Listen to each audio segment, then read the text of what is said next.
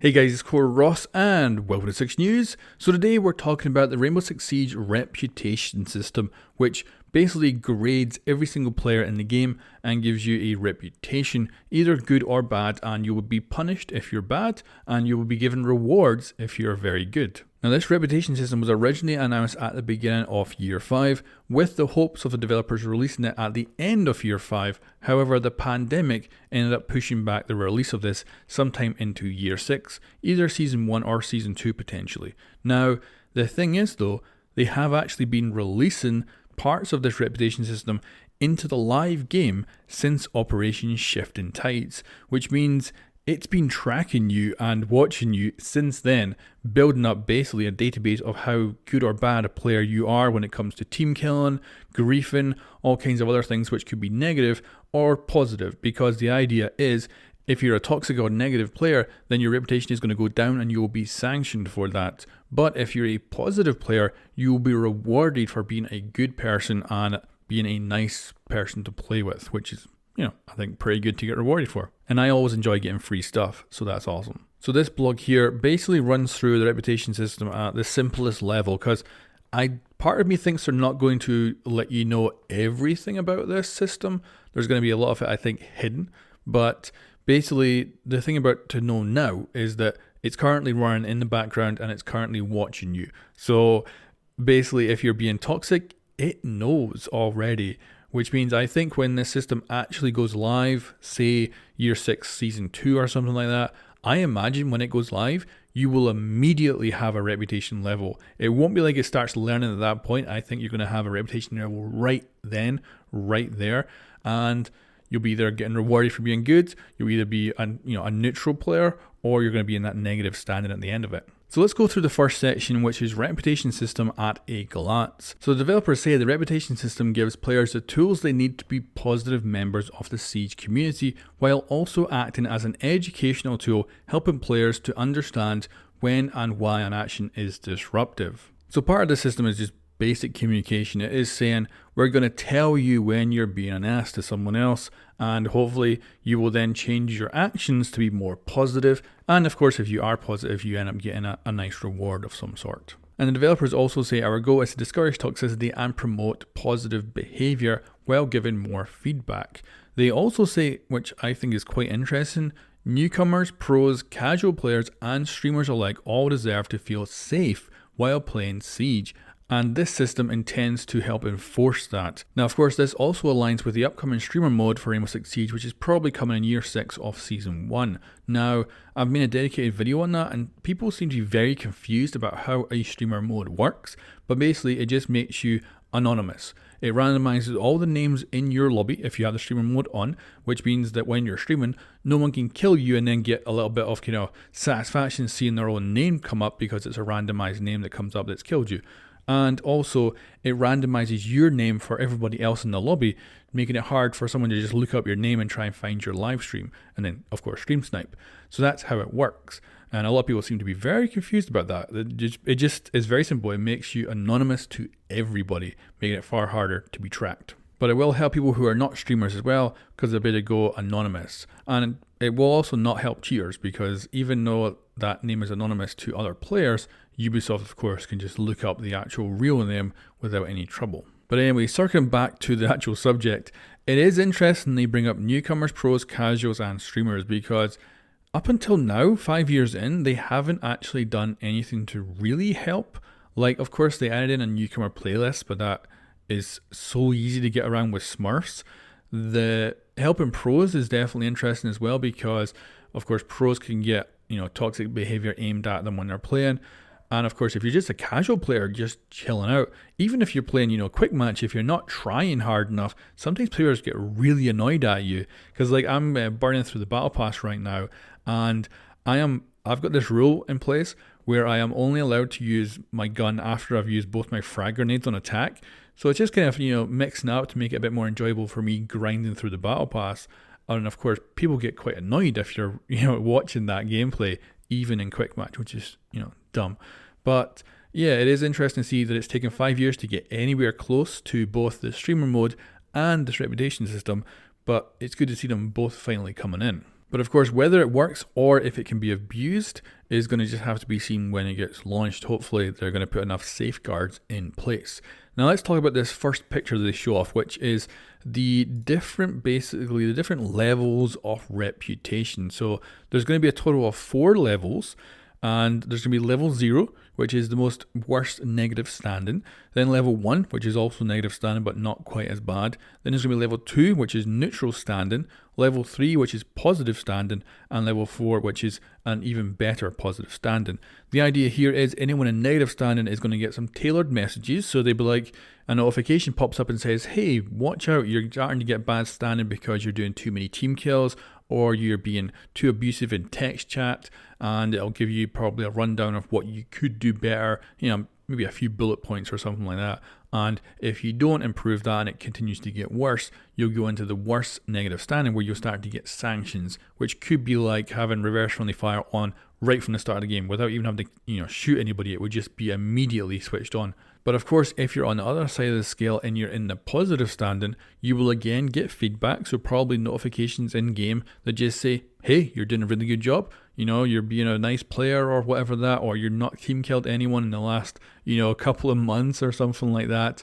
And you'll also be rewarded. I imagine stuff like alpha packs, specifically ones with duplicates in them, of course.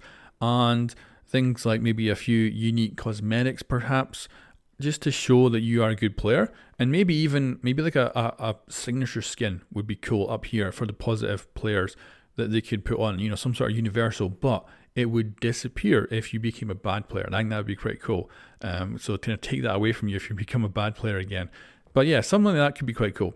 And then we got the neutral standing, which is basically, this is where I imagine most like new players would drop in, because when you start playing Siege for the very first time, you're going to team kill a lot and things like that. So you're probably going to end up in the neutral place. Or if you're just a bit trolly, but not really a toxic player, where you kind of mess about with your friendlies and your friends and stuff like that, maybe destroy their gadgets from time to time and just kind of mess around with them and the odd team kill, I can imagine you'll end up in neutral standing. But I do wonder where most players will actually end up in this system. And I guess we'll just see over time where everyone ends up kind of dropping in. Now, this is where the developers let us know that over the past year, developments of the reputation system have been made in the background, so while the entire system is currently live, it is not visible. This means you do already have a reputation rank, it just doesn't mean anything yet and you cannot see it.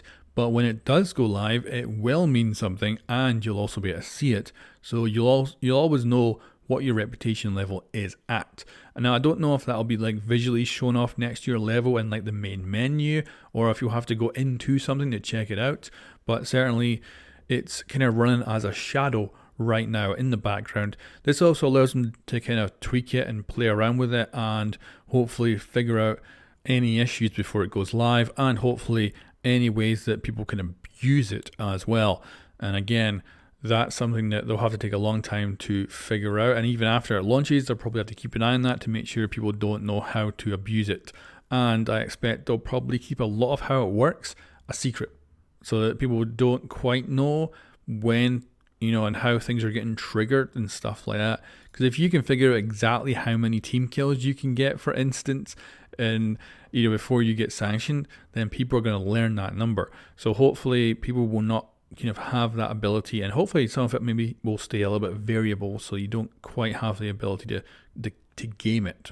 But we'll see how it goes. The developers then go on to talk about a scoring and sanction system, and I think we'll just jump straight into the image here, which is breaking down a couple of ways you can get sanctioned. So there's actions like friendly fire, friendly gadget destruction, or intentional team kills that all come under the same branch.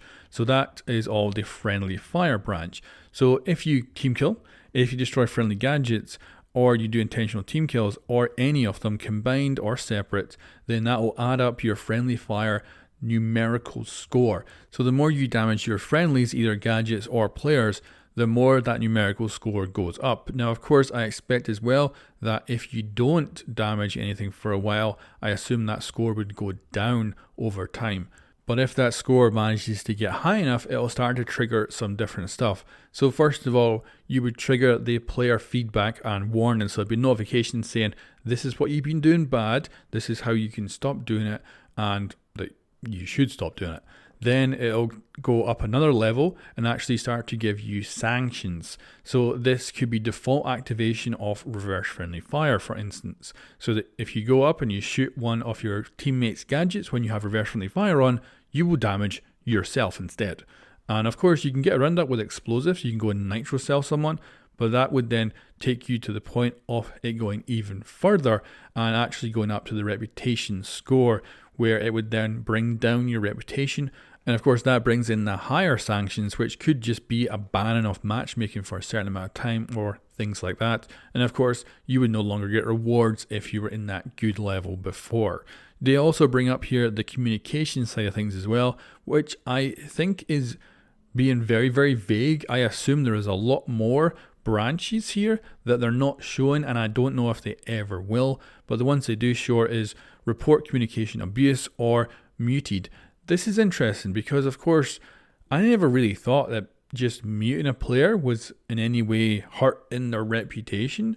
But of course, if you have an annoying microphone that is just picking up everything, or you have music playing in the background, it does make sense that if you're always getting muted every single game by pretty much your entire team, that does actually make some sense. So yeah, getting muted will actually get you this communication ban. And I assume as well, that would also include muting text chat from someone too. So very interesting. And again, that will lead up that branch to communication abuse, where your numerical score goes up. Then you'll get some player feedback. Then you actually get some sanctions, which for instance says a limited communication channel. I wonder what the hell that means. Like, is that the ability to only talk with, say, your friends and not anyone else when it comes to voice chat? Maybe you're deliberately muted to the other players or something like that. It's kind of interesting anyway. Then again, if that goes and continues to get worse, you will then lose reputation score, which would then potentially give you higher sanctions. So pretty interesting, relatively simple, I think, and potentially good. But this does start to run into the problems of what happens if you're a solo player and you join a game that's a 4-stack. So your teammates are all in a party together. They decide to mute you. They decide to report you for communication abuse. They decide to try and get in your way so you team kill them by accident. They just try to be very, very annoying. What happens if, of course, you report them, but you're just a single player, but they report you, and of course, they're a team of 4. So does that mean they have more kind of power with this system and you have less? Or will the system realize that this, bunch of players always vote the same way and actually diminishes their power? So that is going to have to be a balance in that for the developers there. And the developers actually go on to say the reputation score is vital for determining players' overall behavior. A low enough reputation score results in a sanction. However, in order to be proactive with sanctioning players who are actively being toxic, we have designed a system so players also receive preemptive sanctions and warnings based on the score of their immediate actions. So that means if you're playing in a game and you're being an ass, then it will hit you potentially straight away with some sort of sanction in game right there, but it might not actually impact your overall reputation in the next game. So you've got these multiple levels of reputation, but also it might hit you straight away just in case you're being an ass just for a single game and being seriously toxic that game. And I imagine, like I say, it had to be seriously toxic. If you're in a party with friends and you're team killing them, it probably will ignore that. Like, it'll probably think, oh, these guys are friends, they're all playing together, so this is maybe just more of them having fun together, and potentially won't sanction you for stuff like that. But we'll have to wait and see for the full system. Now, they've given us one last image here, which I think is just a simpler version of the one we looked at before, but it does also show that they're going to have multiple different branches for all different things. Of course, in this one, they're not showing what they are. They have some blurred text here, but of course that blurred text is the same text in every single one, so it's probably just a placeholder.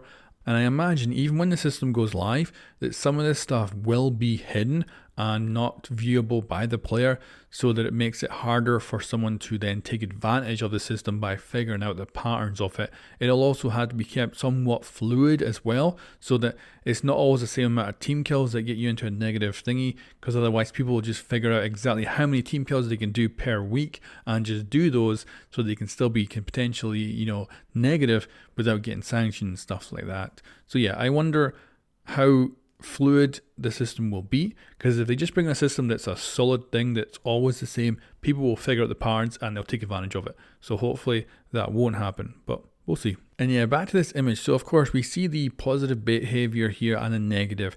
Interestingly, they say positive behavior is playing normally, and commend, which could be just about anything. I imagine commend could be like, say, a new player is playing and they give positive kind of reputation to a player they were playing with, maybe because they had good communication or stuff like that. Because this is the thing, I expect you'll be able to report good behavior and bad behavior. So I imagine you could report someone for good behavior so they get commended for that.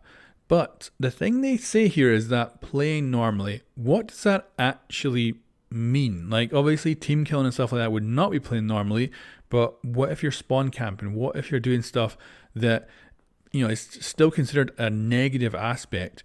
Would that potentially hit on your kind of positive rank? Because imagine I jump into a game and it's a casual game, so it's quick match, and everyone's kind of laid back, but there's this one player who just runs out and, spawn camps an entire enemy team. And maybe they're newcomers, maybe they're, relatively new to the game, and this player just runs out, and just wipes them out in the first few seconds. Will the game go, hey, that's not so nice? That could be potentially a negative thing. But yeah, I'm curious if that's going to actually factor into this. Of course, I don't think it probably will, and even if it does, it'd probably be a very small amount, but that's things they could do with this system, is actually try to impact some kind of play types, which is potentially interesting. And just to make that clear, that's me speculating, and it's not in any of this documentation at all, so it might be just total rubbish I'm talking about, but I do find that curious of what just is considered normal play. Now, on the negative side, of course, they've got friendly fire and communication boost. So this is, of course, what we've seen before. And we can see how it works in order, where you do some friendly fire. Then it goes, here's some sanctions to try and stop you doing that before it gets worse. Then if you continue, it gives you a warning. Then if you go even further, it negatively affects your actual general standing in the game. So yeah, pretty simple, but, potentially good. We'll see. And then the developers here end it with their year 6 plan, which is, in the coming year, we will continue to balance the reputation system. The first half of year 6 will revolve around the implementation of the prevention sanctions, which will allow us to detect threatening in-game abuse related to griefing and harassment. We will also continue to work on the system's front-end design, which will help us to communicate information about reputation players. I assume we'll start seeing this on the test server for maybe, season 1 as a kind of first round, and then we could see parts of the reputation system become public over that time. So, like, I would imagine one of the simplest ones to bring in would be the friendly fire one. So they might bring that in first and just go and add in some preventable, sanctions or messages that pop up if you're doing more friendly fire than other people. And that might be the first step. And then maybe in the future, you start to see the public version of your reputation, and it all starts to come out. And, eventually over the course of year 6, we see the whole thing roll out in stages, and finally, potentially by the end of year 6, the full reputation system is in place. Maybe. But guys, that's it for the reputation system, or at least my interpretation of this document. There'll be a link in the description below if you want to go check it out yourself. But overall, what we can take away from this right now is that this system is currently live in the background watching you. So your reputation rank already exists, and try and be a good person to push that up for the best chance of actually getting rewards when it first comes out. It sounds like you just want to be a good player right now, and you might get your rewards as soon as it actually starts up. And like I say, it's possible we might see this coming out in year 6 in stages, in bits, might see it on the test server and stuff like that, and then eventually actually come into the live game and potentially getting free stuff for it, which will be awesome. Anyway guys, thank you very much for watching. I'll catch you next time.